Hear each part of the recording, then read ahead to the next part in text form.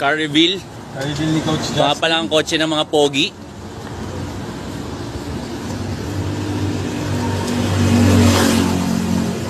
Paano ba binubuksan yan? Sir, hindi ko alam kung paano lumabas. Meron dyan soft press, Coach. Ha? Soft press. Asan dito? Nasa kaliwa mo, sa may pinto. Ito, open na yun. Mali yan, ha? Welcome back to my YouTube channel, My Chard Reaction Vlog. Ang ating pang-uusapan ay patungkol kina Maine at Alden kung saan noong isang araw. Pangpunta ni Alden sa gym, nalaman niya sa kanyang pinsan nawawala ang kanyang cellphone. Kaya agad-agad nito tinulungan na hanapin, mabuti na lang hindi po nang ka-interest yung taxi driver na hindi ibalik ang cellphone ng pinsan ni Alden na sinabi ng caretaker o ng tatrabaho sa nasabing gym. Mabasa po ninyo ang post nito sa Facebook ni Alden at ipapakita ko rin ang nasabing post ni Alden.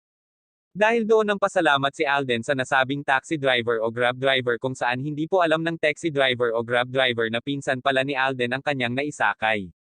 Dahil hindi po nang pakilala si Alden, nakipang kita si Alden doon sa tao upang maibalik ang nasabing cellphone. Dahil doon hinangaan si Alden ng mga netizen. Hindi ko na isasama rito ang pang-promote ng movie ni Alden. Nasa EAT si Maine kanina kasama si Boss Joey sa Game Me 5 kung saan di nasabi nito na si Ellen ay parang buntis kasi may baby bump daw, tapos sabi ni Boss Joey o ni Maine na wala pa daw, hindi pa siya buntis, parang ganon kasi ang pakakaintindi ko. Ano ang inyong reaction dito?